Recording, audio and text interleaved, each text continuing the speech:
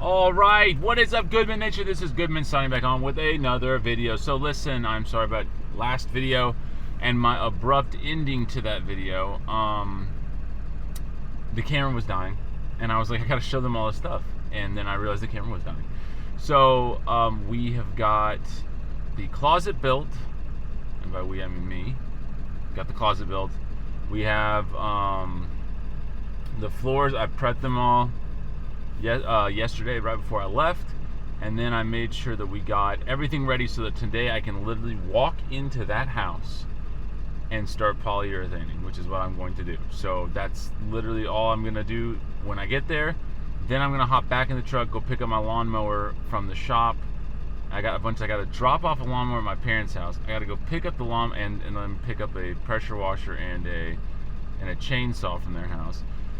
Then I gotta jump over to Pelham and pick up the lawnmower, then take that lawnmower and all the other stuff back to the house, mow the lawn, weed eat, and before I do that, I'm going to put a second coat of polyurethane down. So we're gonna scuff, sweep, polyurethane, and then inside will be all the other half of the house will be done. I just have to put the vents back into the vent registers. So the process I use for polying the floors, I go in the day before, obviously, of doing polyurethane, and I go through all the floors with like 120 or 100 grit sandpaper, and I think I showed you guys that. So I scuff everything down just really fast. Everything's nice and just scuffed. Then I go through and I sweep, I vacuum, make sure everything's good to go, and then I mop. Usually just use water. I don't really want to use any kind of cleaner. It's just I don't want there to be a chance of the adhesion of the. I always just make sure that we just use water and nothing else. Anyway, so yeah, and then after that's done, I let it dry. I turned on the fan for the HVAC unit just to get some air circulating in that house so it's not so stagnant. And what I'm gonna do, and this is the worst part of the whole day, is that when I get to the living room portion of the floors, I'm going to turn the heater on. And when I turn the heater on, what it's going to do is it's going to allow that polyurethane to dry a lot faster. It's supposed to dry within 1 to 2 hours, and it's probably going to take me about 1 to 2 hours to drive and drop off, pick up my trailer, go to my parents, drop off something, go to Pelham, pick up my thing, and then drive back over there. So I want it to be completely dry by the time I get back, so that I can go ahead and get the second coat on before I start getting dirty outside. Because then once I'm done with the mowing and everything like that, I can see what time we're at. I can potentially pressure wash, probably not though. I'll probably have to pressure wash on Sunday because I just realized my wife has work tomorrow. She works like one Saturday a month, and of course it lands on that Saturday. But anyway, so I'll probably pressure wash maybe Sunday or maybe Monday, and then go through and clean that room, the laundry room specifically, and just get it all ready, nice and tight and looking good. And we're gonna aim for Tuesday or Wednesday to list it. So, and I told my realtor, I was like, that's what we want to do, because she's gonna go out of town. So I was like, I might as well. I really just, I was like, I need to get this done before she leaves, so we can have it on the market, and potentially just, we'll have someone that will buy it while she's gone. And this will be a tell for me, right? It will tell me if the market is the problem with just 2 bedrooms, or if the market is the problem in general for investment properties here. Because if no one will buy a 3-1 that's renovated and looks great and is ready for a move-in, then we have an issue. And it's going to come down, like I said, it's going to come down to the economics of the situation, which stinks. But like I said, we don't know until we know. So we're gonna put this one on the market. If it sits there for a month, then we know that we're probably in a very bad market coming up. If it goes in the first week or two, well, then we know that 2 bedrooms are just not the way to go. So we'll see what happens. But anyway, I'm gonna get to the house. I'll set up the camera. I'll start the polyurethane process, and we will have a dandy time, won't we? And I'll see you guys at the house.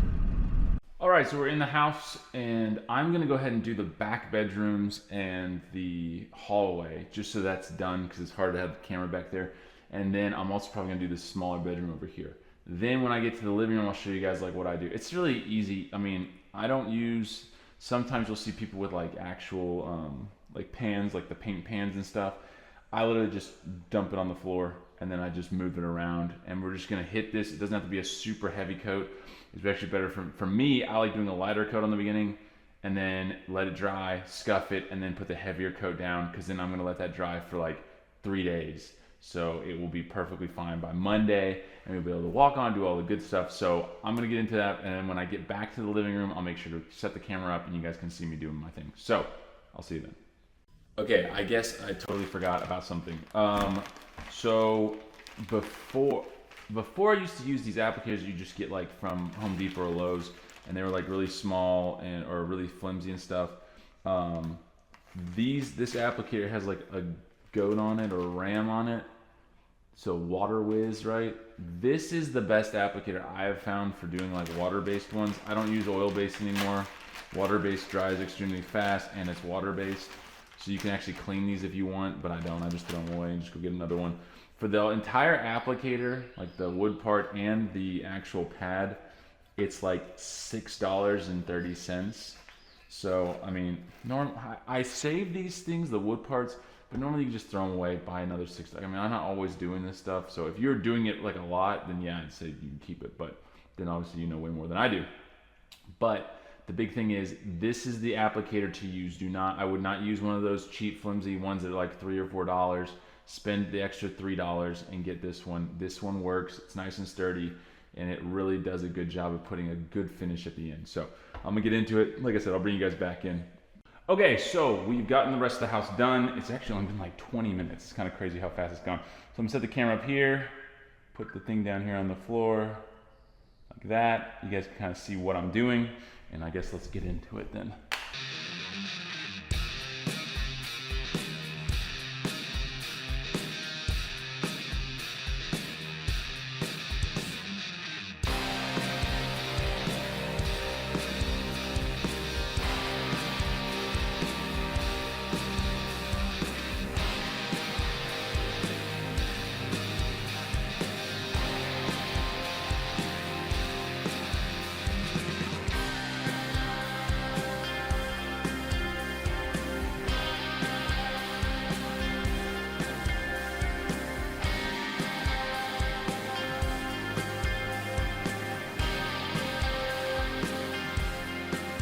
All right, I am back. Let me get this flipped on. I have this guy, which is like filled with all this junk.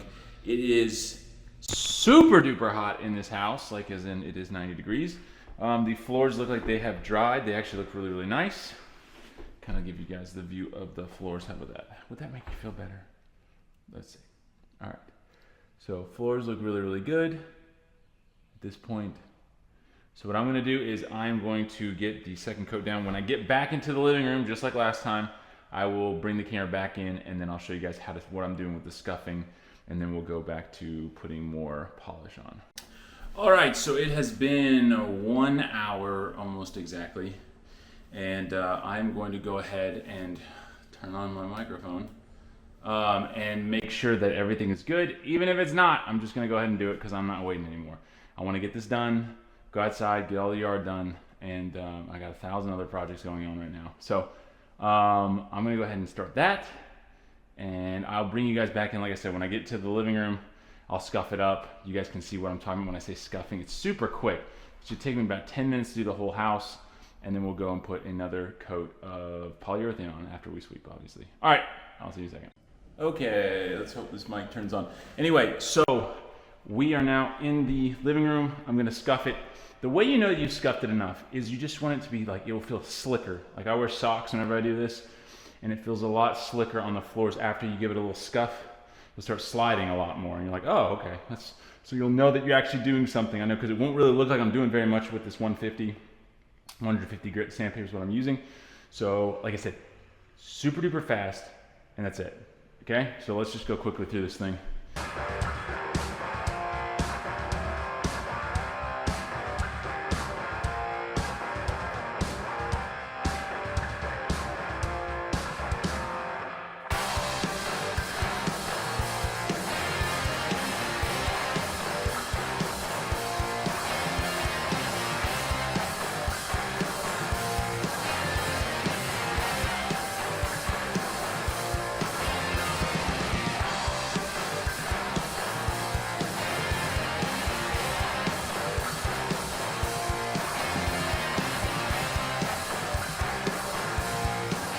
Okay, and just like that, that is it. That's the process. We're all done. It's gonna sit. It's gonna do its thing, which is just sitting. And that's it. So that, all in all, probably for all the material, sorry, I'm out of camera. All the material and everything like that probably cost around, like, I'd say it's under 200 bucks to do those floors. Now, what's the cheaper option? It's painting them. But I do paint floors. I really do. I'm fine with it. I'm a believer in it. But when the floors are good enough to be able to be refinished, to me, it looks better. It will sell the house faster if you just have it refinished. Normally, I hate when people have the camera like that. There we go. That's a little better. So those are going to be shiny, super nice. Last thing we have to do back there is put all of the registers down for the HVAC. So those will get put down. I'll take pictures, and that part of the house is done. I mean, for all intents and purposes. I think there's a couple little things.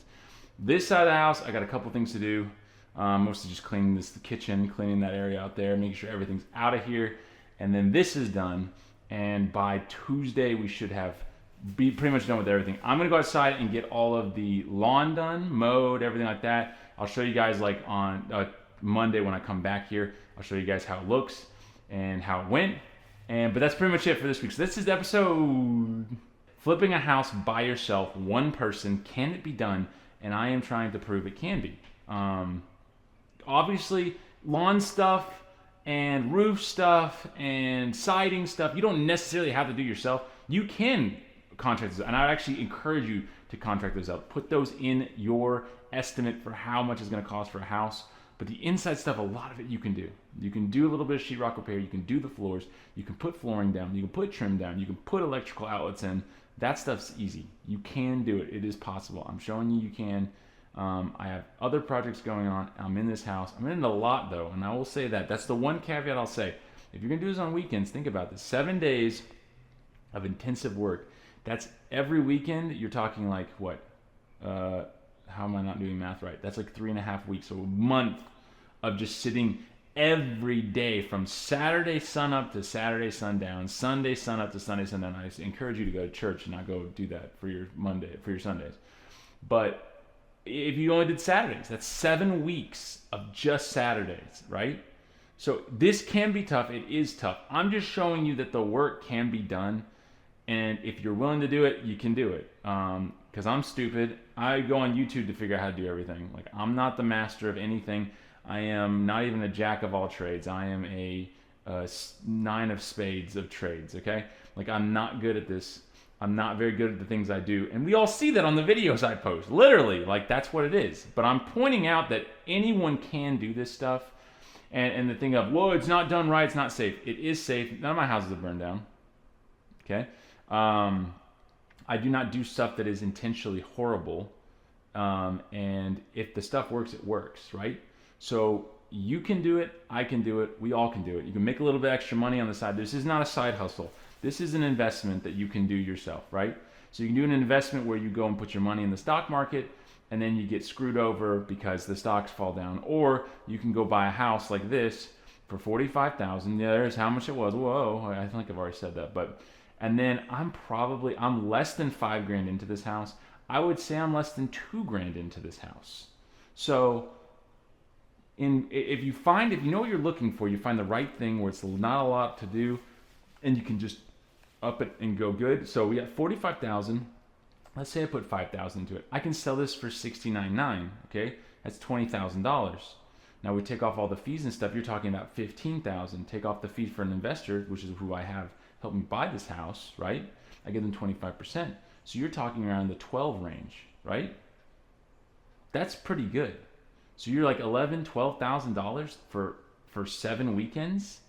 So you just got to boost an investment of, you put $2,000 into it in a bunch of time and you get $10,000 out of it. That seems like a pretty good deal to me. So I'm just proving to you guys, you can do it. If I can do it, you can do it. That's how it is. This is Goodman. I'm signing off. I'll see you guys in the next video. Thank you so much for watching and subscribing. And if you got any other ideas for what you want me to do with these videos, just let me know in the comments. And when I get around to like once every 2 or 3 weeks reading them and responding to all of them, I will use your idea more than likely. So I'll see you guys in the next one. Bye-bye. This is Goodman, back with another Stop Getter!